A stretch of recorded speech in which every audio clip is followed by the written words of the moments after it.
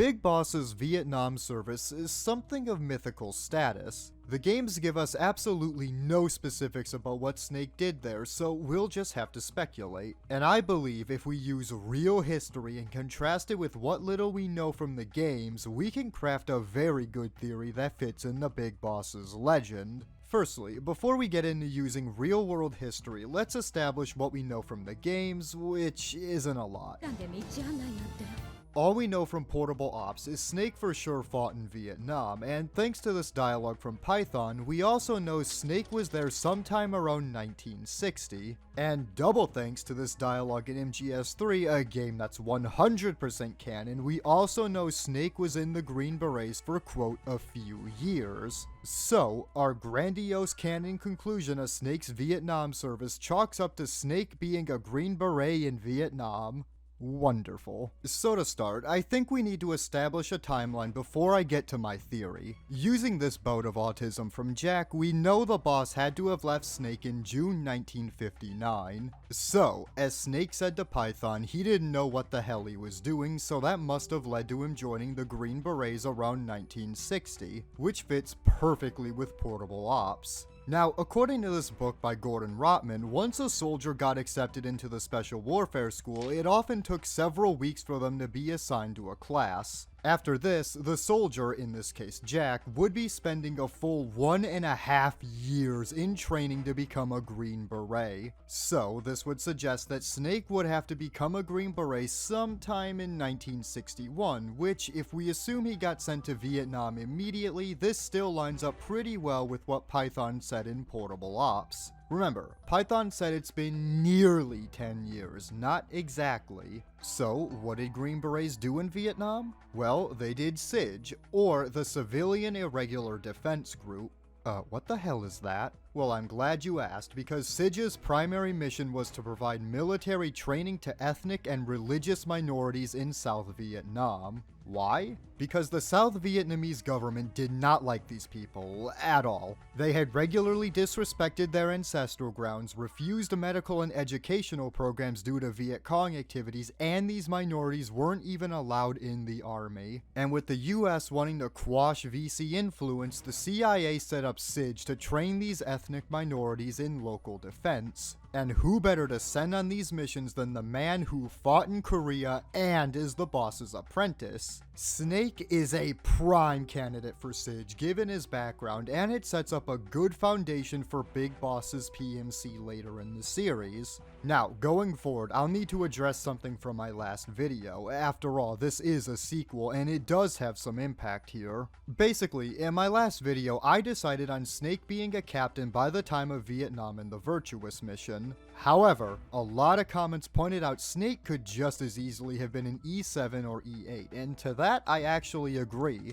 Looking at this organizational table, the vast majority of soldiers in CIDG were these ranks with a few captains. And side note, this table is also why I decided that Snake can't be a warrant officer. Those guys are as rare as unicorns. The question here comes down to this. Would Snake have been an operations sergeant who worked more directly with the aforementioned minorities, or would he have been the one organizing and planning these things? Personally, I still think the officer route is more likely, just given the fact Snake has proven plenty of times to have command capabilities and strategic sense. It just so happens we see all of that in Peace Walker and the games that take place after. However, I also want to bring up that just because Snake's an officer doesn't mean he isn't still a field man. Plenty of Green Beret captains in CIDG got wounded in combat and led patrols, one of which even ended with a man getting the Medal of Honor. So for the purposes of this video, I'll still be assuming Snake is a captain, but just know that Snake being an E8 Master Sergeant would take him away from the organizing and right directly into training CIDG soldiers. Oh, and one more thing. To the people who were correcting my pronunciation of lieutenant, let me ask you this. When you buy aluminum from the UK, do you suddenly start saying aluminium?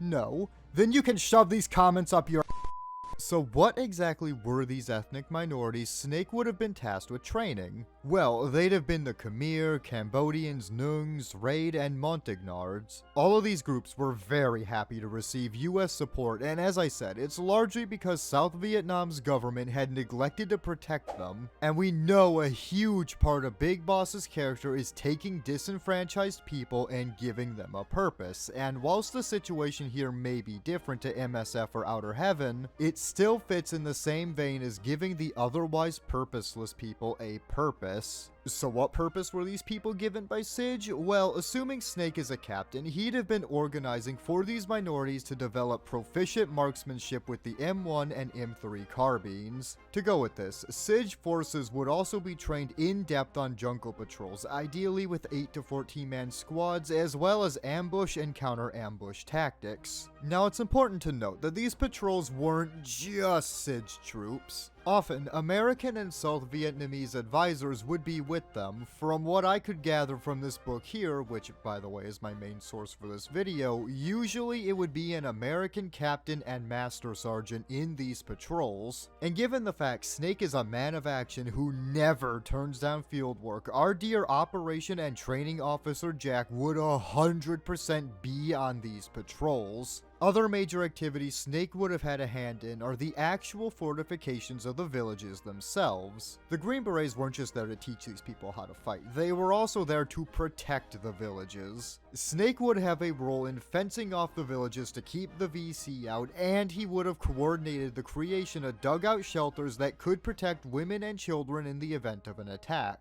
Building schools and roads was also a very important component of CIDG. All of these things set the foundation for what comes later in the games, hence why I think this theory is so strong. We know Big Boss's PMCs have schools that educate youth, even if it's to make them child soldiers. MSF and Outer Heaven have roads, fortifications, very routine patrol patterns, and everything else you can imagine. In Metal Gears 1 and 2, Solid Snake wasn't just infiltrating some tiny base, he was going up against extensive experience in this line of work. Big Boss isn't a man who will just test new things in the field, he only employs what he knows will work. And if he was in CIDG during Vietnam, then that explains why Outer Heaven and MSF were so formidable, because Big Boss could harken back to his experience in Vietnam. We also have to consider everything that goes into creating a PMC. First and foremost, Big Boss's MSF and Outer Heaven were not only well funded, but the soldiers were some of the best the world had to offer. Big Boss wouldn't have been able to organize and train these men without substantial prior experience, even if most of these PMC soldiers were prior military from their home countries. That doesn't mean they'll specialize or know how to fight in the way Big Boss wants. Even in the US military, there are units that have extensive desert training, but if you tossed them in Siberia, they'd be royally fucked because they simply lack the training for cold climates. CIDG also had extensive logistics networks to get medical aid, weapons, and general supplies to people in the villages. So Big Boss would likely have picked Ocelot and Miller for their roles based on what he saw function whilst in CIDG. And speaking of CIDG, let's step back to Vietnam. In 1962, during something called Operation Switchback, CIDG was moved from being controlled by the CIA to the Military Assistance Command Vietnam, or MACV as I'll call it. As a result of this transfer, the scope of CIDG was expanded drastically. Previously, the main role of CIDG was simply village defense, but under MACV, CIDG took on more offensive operations, and if Snake was gonna see combat in Vietnam, this is where it'd have been a guarantee. CIDG had become imperative to border surveillance, and they began launching ambushes on the VC. By the end of 1963, every CIDG camp experienced some form of combat, and mind you too, there were more than 80 of these camps comprising over 200 villages. And for people who doubt Snake could have been a part of these ambushes and attacks, think again. This story is from 1965, but it is real, and it's from Captain Paris Davis. In this report, Captain Davis talks about an attack on a VC headquarters that leaves multiple Green Berets dead, and he himself got wounded in the fighting. Assuming elements of portable ops are canon, a mission like this is probably how Python got mortally wounded. It also helps that at the time of Vietnam, CIDG and its operations were highly secretive, with only a few people knowing what they did. So when Snake says he thought Python died in a top secret mission in Vietnam, really any of these ambushes or attacks on VC positions could be likely candidates for what really happened. Now, I could go on more and more about the history, but I think I've made my point pretty clear in this video. So, I'll give a summation. Big Boss very likely spent his time in CIDG during Vietnam, and because of Snake's role in training these ethnic minorities in defense and later offensive operations, he could directly translate this experience to form MSF and Outer Heaven. And here's the biggest plot twist of this video, because on official records, the CIDG units were paramilitary, so that connects it with Big Boss's PMCs even more. And in my personal headcanon, a lot of these former CIDG soldiers would have joined Big Boss's PMC. And tying in the portable ops, Python got wounded on a top secret mission in Vietnam, which was often the case with these CIDG operations, so it links back perfectly. And with that, I conclude this video. If you watched my last video, you'll know this was the Vietnam segment I ended up cutting. However, that video also had a third cut segment, and that was for Big Boss's medals. That video is 100% coming out, just give me a couple months.